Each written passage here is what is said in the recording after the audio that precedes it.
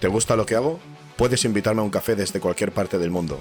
Al final de la descripción encontrarás el enlace a Buy Me a Coffee. Gracias por estar ahí.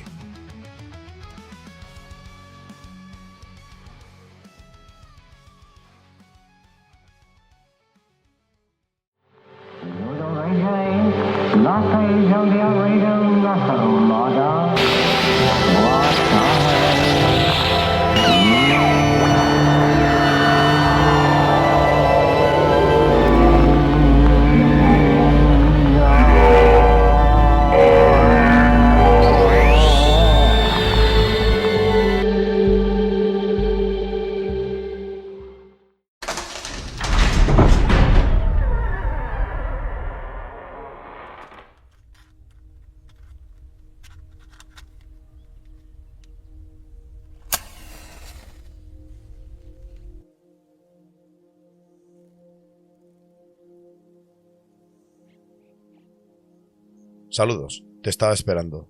Yo, mensajero de Aiwass, te doy la bienvenida. Hoy no vengo solo, hoy vengo acompañado por un ejército de luz, un batallón antiguo, silencioso y eterno. Un batallón que ha protegido la chispa divina del ser humano desde antes de que se escribiera la primera palabra. Antes de seguir, déjame dejar alto y claro que este programa no es oscuro, este programa eleva, este programa despierta. Si mi camino fuese por las sombras, ni la facción babilónica habría sido revelada, ni esta hermandad de luz estaría siendo mostrada ahora. Hablamos de la oscuridad para exponerla, no para rendirle culto, para iluminarla, para romper su hechizo. Durante siglos, quienes decían la verdad fueron perseguidos, torturados, borrados de la historia. Este episodio va por ellos, por cada luz apagada a la fuerza, por cada sabio condenado, por cada conciencia que eligió morir antes de entregarse. Ahora visualiza esto. Un mago blanco en lo alto de una montaña. El sol nace detrás de él rompiendo la noche. Abajo, los últimos hombres de luz resisten un asedio imposible, cercados por criaturas de las sombras. Cuando todo parece perdido, el mago desciende con un ejército resplandeciente, rompiendo el sitio, liberando la fortaleza, demostrando que la oscuridad jamás fue invencible. Ese instante es este episodio. Es el momento en el que la luz por fin responde, y hoy esa luz eres tú que escuchas, y todos los que despertaron antes que nosotros. Este programa es la contraparte directa del anterior, dedicado a la facción babilónica. Allí revelamos las sombras, aquí hablaremos de quienes siempre la enfrentaron. Los guardianes silenciosos, las hermandades de luz, los gnósticos, los esenios, los hermetistas, los sabios de Eridu, y aquellas líneas de humanidad pura que jamás se arrodillaron. Lo que estás a punto de escuchar es la primera llave de un camino dividido en 3 trabajos. Parte 1. El origen de la guerra. El episodio que vas a escuchar ahora. Aquí revelaremos el conflicto primordial, la verdadera Atlántida, el cataclismo que cambió la historia humana, los mandeos como la primera luz tras la caída, los gnósticos setianos que nombraron al enemigo como los arcontes, y el nacimiento de la hermandad atlante de la luz. Este es el inicio. Es el mapa, la causa de todo lo que vino después.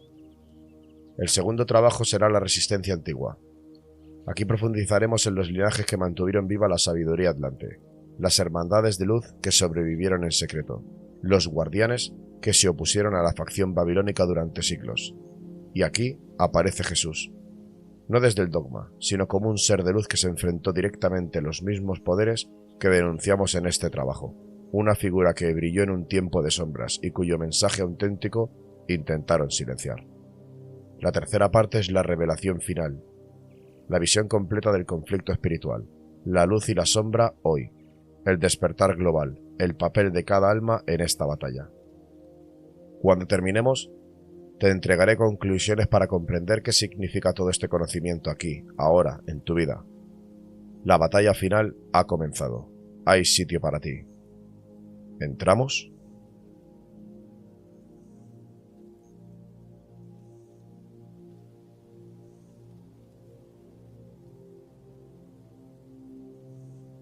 El dualismo cósmico, las raíces académicas del conflicto.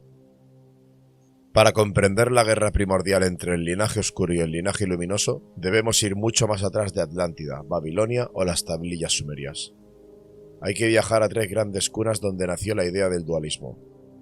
Irán, Zoroastro y el primer mapa del bien y el mal. Esto es el siglo X al VI a.C.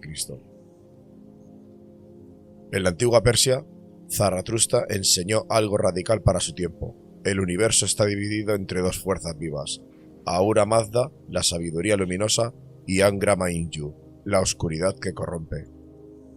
No eran metáforas, eran dos inteligencias actuando sobre el mismo mundo humano.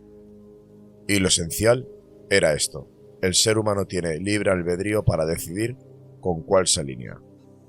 El zoroastrismo fue probablemente la primera formulación filosófica de la guerra entre el linaje de la luz y el linaje de la sombra. Esta idea llegará a los esenios, los gnósticos, los mandeos, los hermetistas, los druidas y finalmente al cristianismo primitivo. Luego viajamos hasta Mesopotamia, el origen más antiguo del conflicto. Mucho antes que Persia, ya existían relatos sobre los Anunnakis luminosos contra los Anunnakis dominadores, Enki y Enlil, civilizadores contra sometedores, sabiduría acuática contra el poder del viento y la tormenta. Eridu, la ciudad de Enki, era considerada un centro de conocimiento. Nippur, la ciudad de Enlil, era un centro de autoridad y jerarquía. Dos modelos de civilización, dos formas de entender al ser humano, la semilla del conflicto. Luego viajamos hasta la India, los Devas y los Asuras. En los Vedas más antiguos, Rig Veda 1500 a 1200 a.C., la humanidad ya reconoce una guerra original. Devas, luz, orden cósmico, contra los Asuras, fuerzas del engaño, poder de la ruptura del Dharma. La humanidad era el campo de batalla, y el objetivo era el mismo que en Irán y en Mesopotamia: el despertar del espíritu frente a la tiranía. Con la llegada del gnosticismo, esto ocurrió entre el siglo I al IV después de Cristo, la guerra original adquiere estructuras metafísicas claras. Los arcontes aparecen como gobernantes del mundo material, entidades que manipulan, desvían y controlan. Fuerzas que buscan mantener al ser humano dormido. Constructores del velo de ilusión, entre comillas. Y esto aparece en textos como el Apócrifo de Juan, el Evangelio de la Verdad, Hipóstasis de los Arcontes, Pistis Sofía. Se describen a los arcontes como una casta parasitaria que gobierna sistemas políticos, religiosos y sociales. Los arcontes no son dioses, son administradores imperfectos, soberbios e ignorantes. Su mayor arma es la mentira. Las tradiciones gnósticas nos conectan con el linaje oscuro de los Nefilim, los Elohim caídos, la élite babilónica, las castas sacerdotales corruptas y toda forma de poder jerárquico. Los textos apócrifos hebreos aportan una capa esencial al conflicto: el libro de Enoc, siglo III a.C. Describen a los vigilantes, seres que bajaron a la tierra, tomaron mujeres humanas y dieron origen a los Nefilim, gigantes violentos, dominadores y de mente oscura. Los vigilantes enseñaron brujería, guerra, metalurgia para matar, manipulación, jerarquía y dominio sobre el prójimo. Ese linaje oscuro dejó huella. El libro de los jubileos, siglo II a.C. Refuerza la idea de que los Nefilim siguieron influyendo en linajes humanos tras el diluvio. No desaparecieron, se infiltraron. Qumran, los manuscritos del Mar Muerto. Los esenios describen una guerra entre los hijos de la luz contra los hijos de las tinieblas.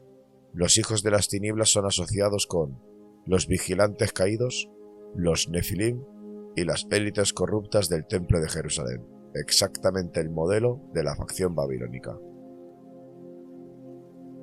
En la Biblia hebrea, Elohim no significa Dios, entre comillas singular, es un plural, los Elohim.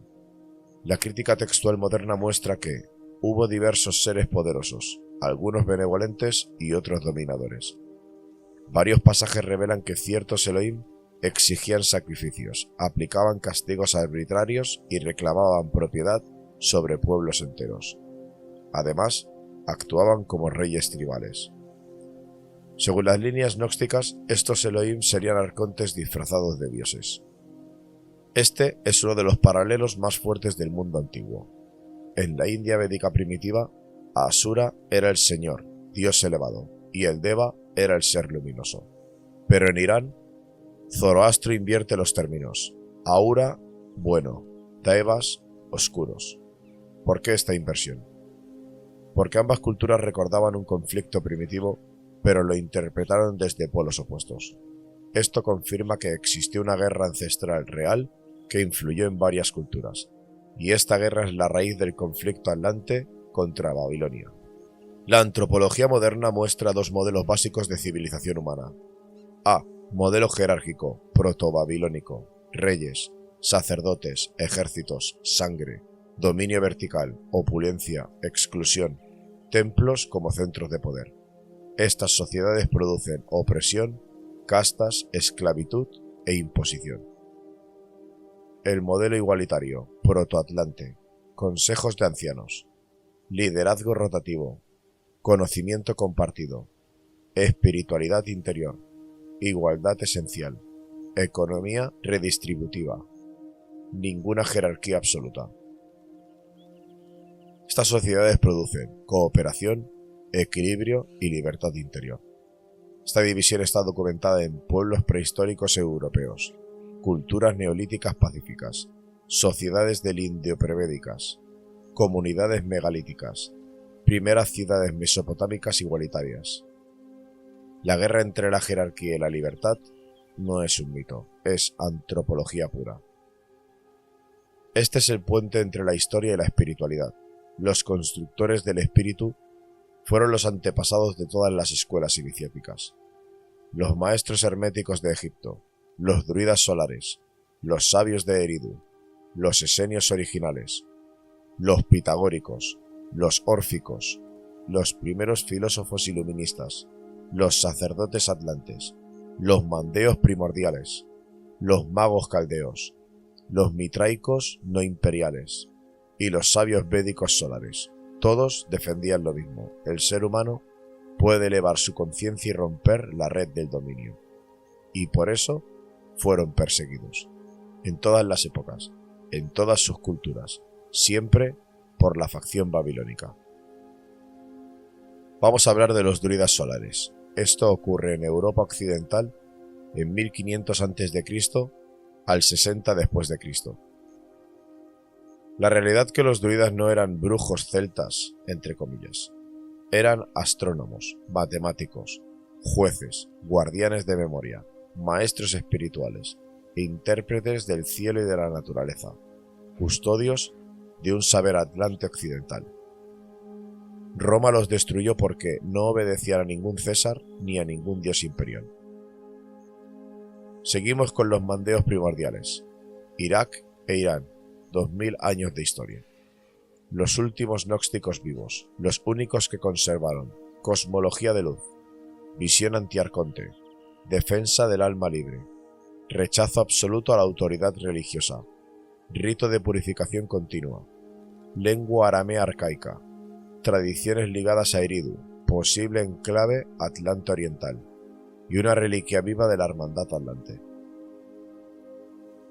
Seguimos con los hermetistas antiguos, Egipto y Alejandría, siglo V a.C. al IV después de Cristo. Son los autores de Poimandres, Corpus Hermeticum y Asclepio. Defienden que lo divino está dentro del ser humano, no fuera. Fue la filosofía más peligrosa para templos, imperios y sacerdocios. Por eso se le intentó borrar del mapa. Entonces damos por entendido que después de esto, la guerra entre dos linajes es histórica, no solo mítica. Todas las culturas antiguas recuerdan el mismo conflicto.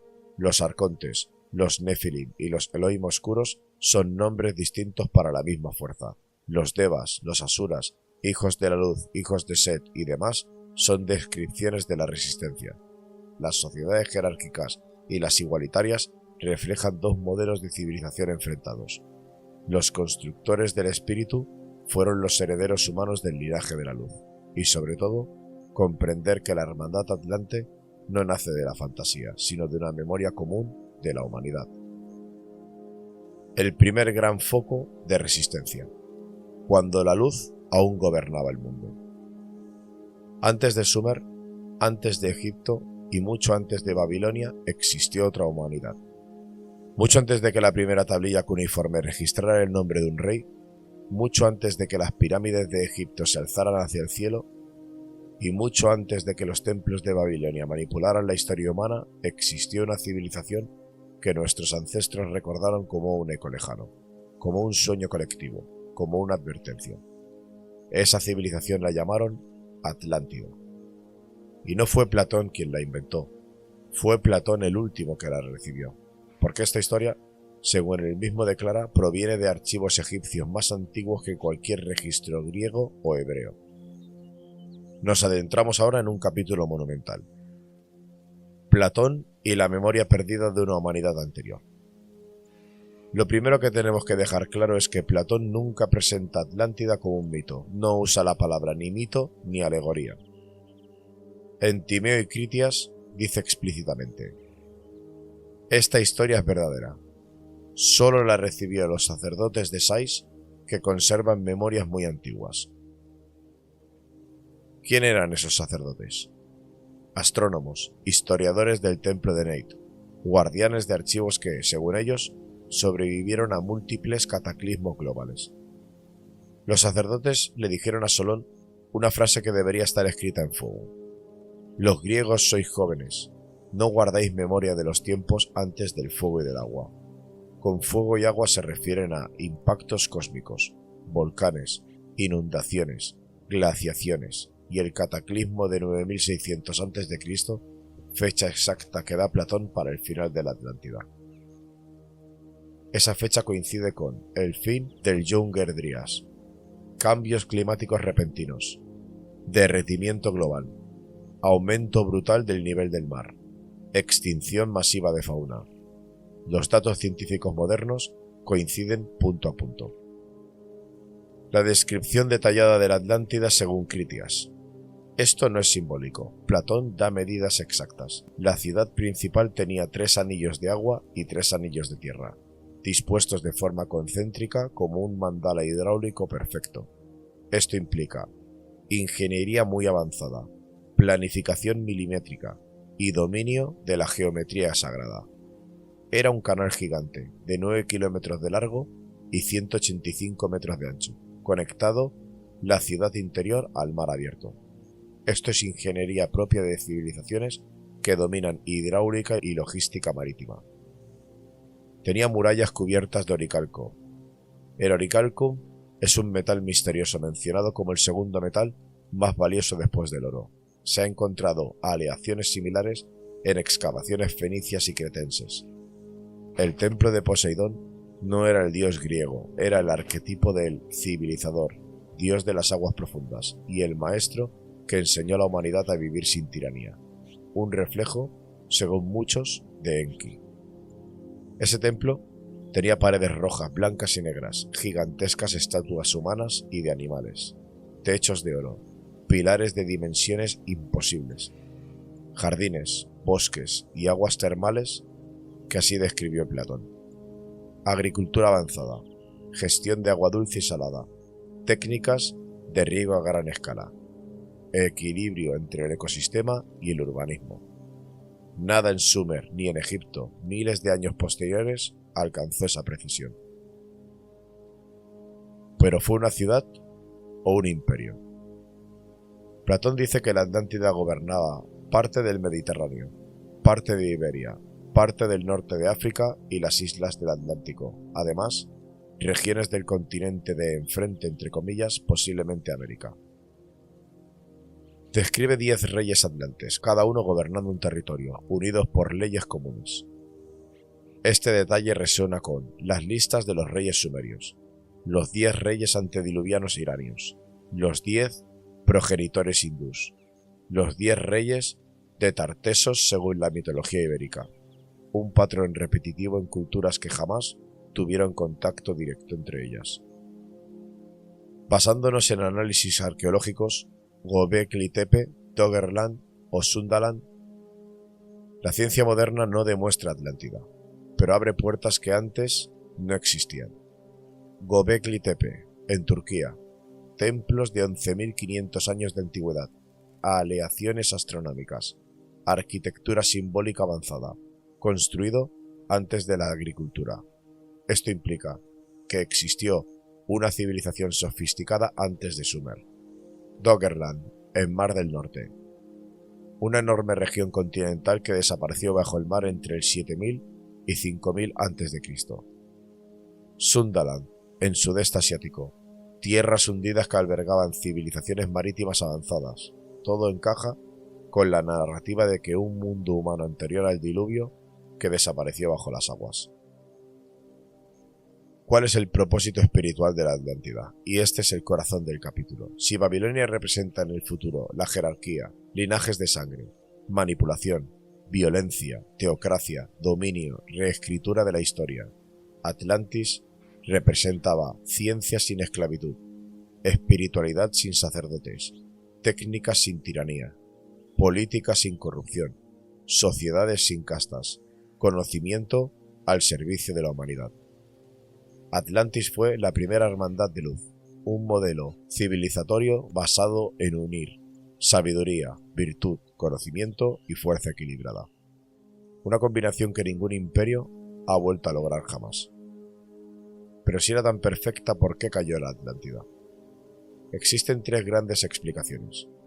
Una puede ser la corrupción interna, y Platón lo dejó bien claro. La parte divina disminuyó. También mencionó que deseaban dominar en lugar de vivir en armonía.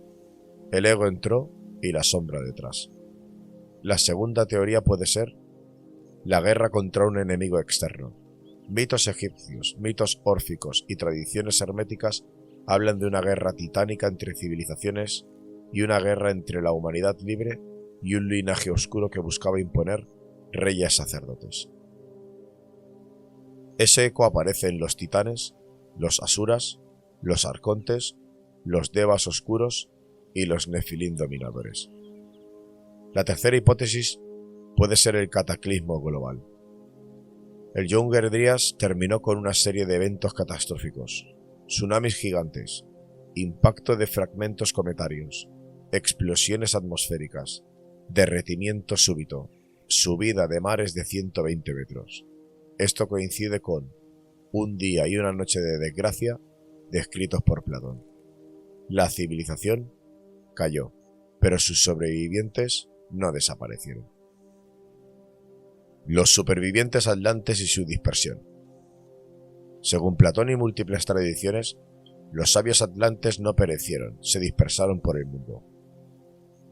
Las rutas de dispersión más probables pudieron ser Egipto, origen del hermetismo y de Tot; Mesopotamia, sabios de Eridu, protognósticos; Círculo celta, origen del druidismo solar; Iberia, mitos tartésicos y estructuras megalíticas; en Grecia, órficos y pitagóricos; en Anatolia, culturas Hatti y Luvita; en la India, linajes solares védicos; y en Levant, tradiciones esenias y sapienciales. ¿Qué conservaron? No riquezas, no ejércitos, nada de palacios. Conservaron astronomía, geometría sagrada, medicina espiritual, memoria ritual, ética filosófica, noción del alma eterna, técnicas de perfeccionamiento interior y el conocimiento de que la humanidad había sido libre antes. Ese conocimiento es el germen de todas las hermandades de luz posteriores. Su legado: la Atlántida como matriz de las tradiciones luminosas. Si unimos todos los linajes que hemos visto en el capítulo 1, que son los mandeos, los setianos, los esenios, los hermetistas, los druidas, los hijos de Set, los sabios de Eridu, los iniciados órficos, filósofos iluministas y los constructores del espíritu, todos tienen algo en común. Comportan patrones atlantes. Coinciden en 7 principios universales que no pueden ser casualidad. El primero es que el alma humana es divina. 2. La materia es un velo. 3. El poder oscuro gobierna mediante el engaño. 4. La liberación es interior, no ritual ni sacerdotal. 5. La humanidad nació libre. 6. La historia fue destruida para ocultar esto. Y 7. El conocimiento verdadero siempre sobrevive. Pasemos a la tercera parte del primer capítulo. Los Mandeos, la primera luz. La llama que sobrevivió a Babilonia, Roma, Persia y al mundo moderno. Los Mandeos. El nombre quizá te suene lejano, extraño, casi perdido en el polvo de Éufrates. Pero cuando uno se acerca, cuando uno estudia sus textos, sus rituales, su cosmología, se da cuenta de que está enfrente al último pueblo gnóstico puro de la Tierra. Todas las demás escuelas antiguas perecieron. Los setianos fueron perseguidos, los valentinianos absorbidos, los hermetistas censurados, los esenios masacrados y los druidas fueron exterminados. Pero los mandeos siguen ahí, vivos, reales, resistiendo, y este capítulo es su historia. Una lengua única que no aparece en ninguna otra. La lengua de los mandeos, el mandeo clásico, es un dialecto arameo oriental, pero con rasgos tan arcaicos que los lingüistas creen que conservan estructuras del siglo I después de Cristo e incluso anteriores. Tienen características importantes. Es escritura cursiva única de 22 letras, gramática conservadora, mantiene raíces semíticas antiguas, léxico espiritual propio, Nura, luz, Hibil Ciwa, ser de luz salvador, Tail, el demiurgo benevolente, y Almundauna, alma luminosa. No tiene préstamos del hebreo rabínico, señal de que se originó antes de la influencia judía tardía. El mandeo es una cápsula del tiempo, un auténtico fósil vivo de la espiritualidad mesopotámica prebabilónica. Los mandeos poseen un sistema sacerdotal intacto desde la antigüedad. Dos rangos son esenciales. Tarmida, el iniciado del camino. El Tarmida es el sacerdote joven, recién nacido en la luz. Para convertirse en Tarmida, deben pasar 68 días de aislamiento ritual, comer solo alimentos purificados, realizar decenas de bautismos diarios, memorizar cánticos de Cloastra, libro de oraciones, y ser vigilado continuamente por un Ganziva. El aislamiento simboliza la ruptura con el mundo material. El Ganziva es el guardián del conocimiento, es el rango más alto. Ganziva significa literalmente el tesorero, el que guarda la cámara del conocimiento. Sus funciones: conservar los textos antiguos, realizar los rituales de transición del alma, iniciar nuevos sacerdotes y mantener viva la cadena atlante gnóstica. Un Ganziva es, en esencia, el guardián de la hermandad atlante que existe en pleno siglo XXI. Los mandeos son la única religión del mundo donde el bautismo no se hace una vez. No es un rito de entrada, no es simbólico, sino un acto permanente, repetido durante toda la vida. El rito se llama masbuta. ¿Pero por qué este énfasis extremo en el agua? Primer motivo antropológico. El agua es memoria. El agua del Éufrates era visto como agua sabia, entre comillas. Para los mandeos, el alma recuerda su origen cuando siente el agua. Motivo antropológico 2. El agua puede ser el regreso a Enki. Enki, dios de la sabiduría y protector de la humanidad, era el señor de Apsu, el océano subterráneo de agua pura. Cada bautismo es un regreso al abrazo de Enki. Y el tercer motivo antropológico, el agua significa no corrupción. El agua corriente, viva, simboliza un mundo no controlado por los arcontes. Por eso solo usan ríos naturales, nunca aguas estancadas, y jamás aguas encerradas por manos humanas. Los mandeos poseen una literatura completa, intacta, preservada desde hace casi 2000 años. Los textos principales son el Ginza Rabba, el gran tesoro, entre comillas, su Biblia, dividida en dos partes. Ginza de la derecha, nacimiento del alma, mundo de la luz, cosmología, y Ginza de la izquierda, juicio del alma, caída en la materia, trampa de los arcontes. Es el texto gnóstico más extenso del mundo. Colastra, colección de himnos y oraciones utilizadas en rituales. Diwan Abatur, describe el viaje del alma después de la muerte a través de puntos de control arcóntico. Literalmente un mapa de cómo escapar de los señores de la materia. Arangawaita, textos históricos sobre la migración de los mandeos desde Palestina y Mesopotamia. Paralelismos textuales Enoch, Zoroastro y el antiguo Irán. Este punto es crucial. Los mandeos no son un grupo aislado, son el cruce de varias tradiciones milenarias. Con el libro de Enoch tiene paralelismos claros, ángeles vigilantes caídos, entidades que gobiernan el mundo material y rituales de purificación con agua. Además, un mensajero de luz que desciende para ayudar al ser humano. Con Zoroastro, el zoroastrismo temprano tendría un dios de la luz, Ahura Mazda, y el espíritu oscuro, Angra Mainyu. Al final, una batalla espiritual previa al mundo físico. Los mandeos comparten esta estructura pero la llevan aún más lejos. El mandeísmo, el mundo físico, es el error, y la luz es lo real. Esto lo conecta también con la tradición prezoroástrica indio-iraní. Hace 2000 años los mandeos eran miles.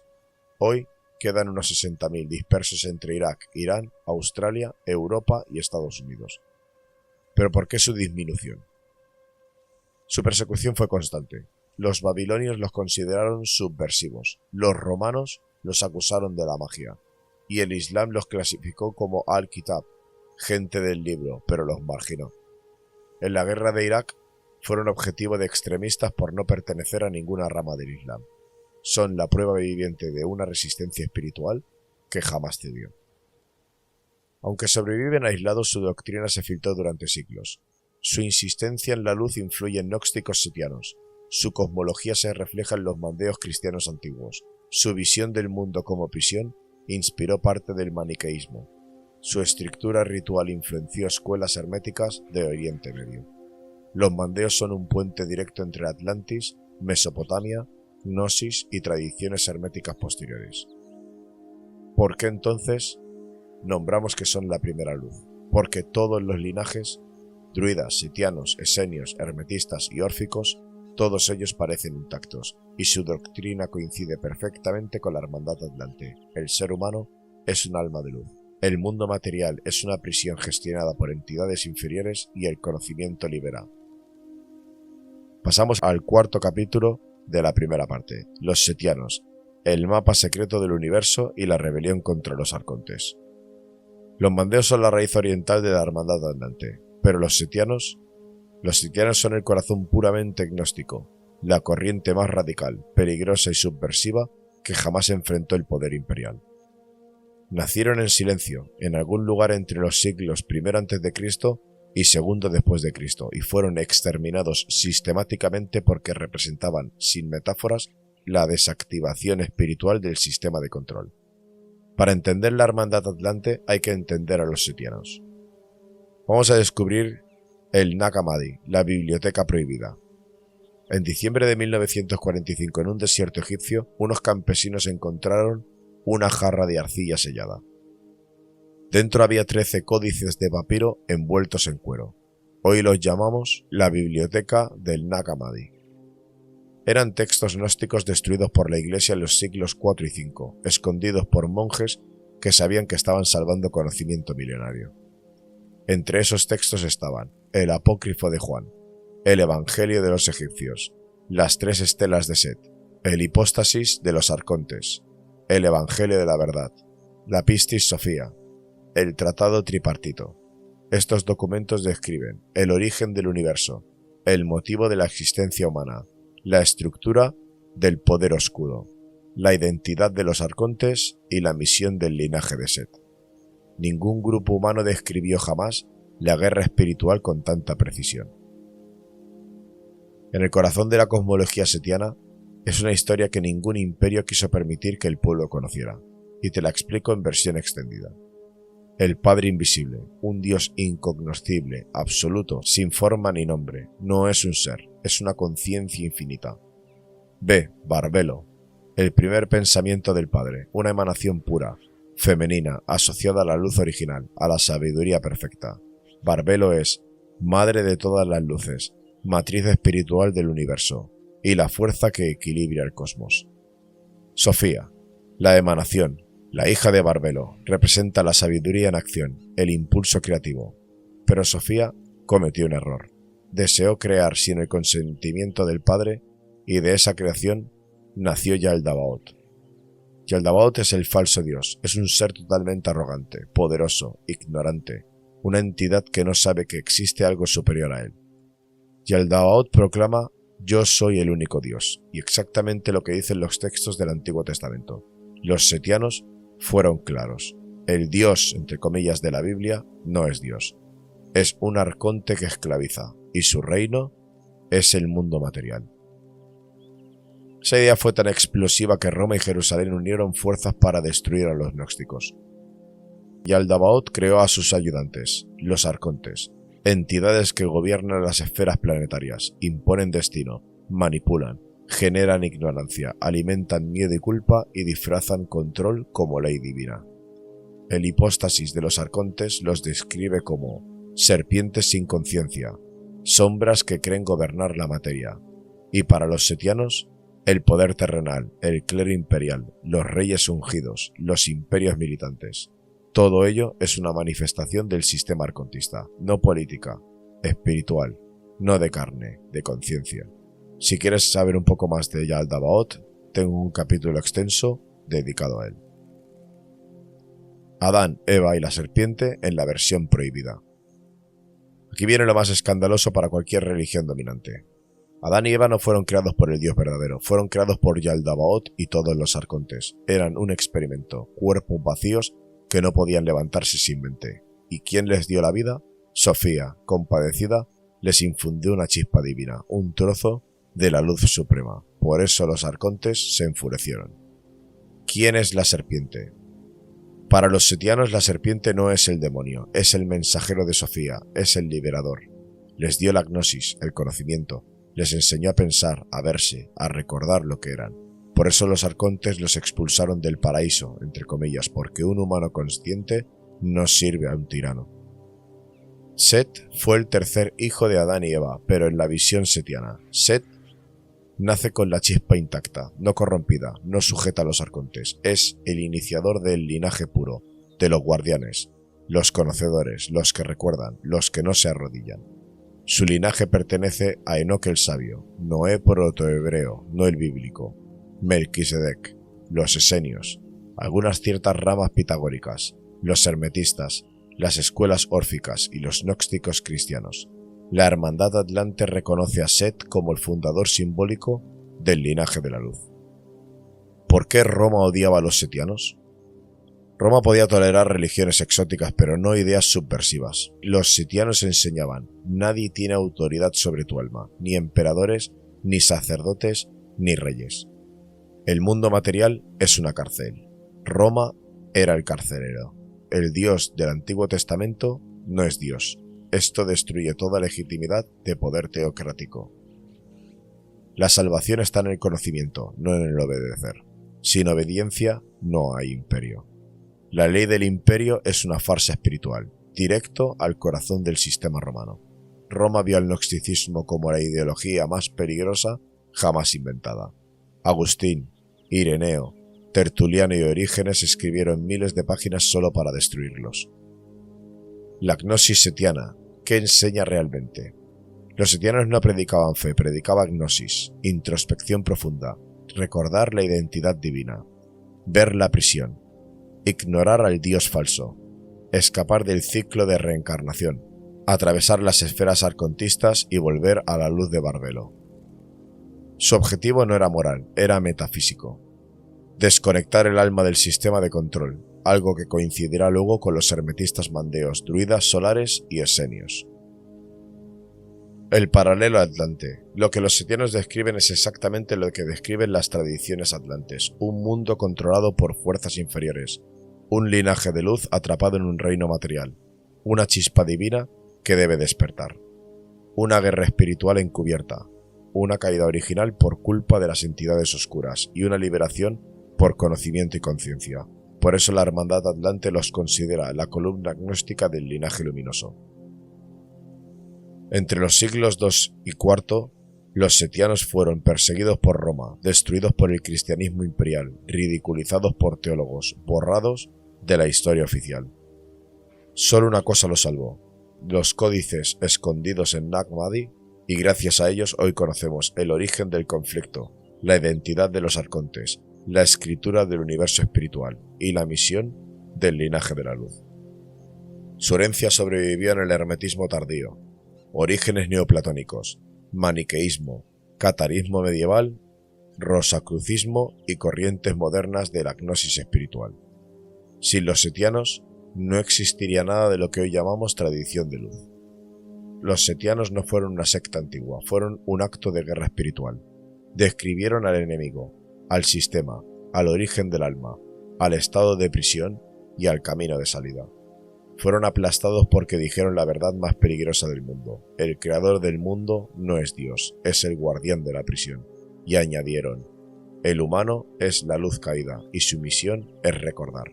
Esa misión sigue viva hoy, en tu voz, en este capítulo, en este episodio. Hasta aquí hemos recorrido el territorio más antiguo y más peligroso del conocimiento humano, el origen del conflicto. Y ahora deberás de atravesar las arenas de Irán, las tablillas de Mesopotamia, las cuevas de Qumran y los desiertos gnósticos. Podemos ver con claridad lo que antes aparecía fragmentado, disperso o envuelto en mito. Y la verdad es simple. La guerra entre dos linajes es histórica, no simbólica. Es real, está documentada en himnos védicos, los textos iranios, las tablillas sumerias, los libros apócrifos, los códices gnósticos y hasta en la antropología moderna. Cada cultura dijo lo mismo con lenguas distintas. Hay fuerzas que elevan y fuerzas que esclavizan. Hay seres que despiertan y seres que duermen. Existen los guardianes y existen los arcontes. Cuando los textos hablan de los nefilim, los vigilantes caídos, los Elohim oscuros, los asuras y los devas o los señores de la materia, no describen monstruos, describen principios, reflejan psicologías, retratan entidades que moldeaban la historia desde dentro de la mente humana. Y cuando hablan de los hijos de la luz, los hijos de Set, los seguidores de Ahura Mazda y los sabios de Eridu, no describen héroes de fábula, describen a los que recuerdan, a los que nunca se arrodillaron ante ese poder. También entendemos ahora que la división entre sociedades igualitarias y jerárquicas no es un debate académico, es la huella viviente del conflicto primordial. Dos modelos de humanidad, dos formas de entender el mundo, dos proyectos civilizatorios enfrentados desde antes de la historia. Y en medio de todo esto aparecen los constructores del espíritu, las escuelas de sabiduría que preservaron el conocimiento mientras reinaban reyes sedientos de poder. Su existencia demuestra que la hermandad atlante no es fantasía, sino memoria común de la humanidad, porque si tantas culturas recordaron lo mismo, si tantas tradiciones describieron la misma guerra, y si tantas voces antiguas hablaron de los mismos enemigos y los mismos guardianes, entonces debemos aceptar de que algo ocurrió antes del diluvio, algo inmenso, algo que la historia oficial jamás se atreverá a reconocer. Este primer capítulo nos ha dado la llave, nos ha mostrado el escenario donde comenzó todo, pero aún faltan piezas, la civilización que precedió a todas y la que cayó bajo un cataclismo, la que encendió la primera luz, la que dio origen al linaje luminoso. La civilización que enseñó lo que significa el ser humano, antes que los arcontes levantaran sus templos, Atlántida. En el próximo capítulo cruzaremos el umbral hacia esa memoria perdida.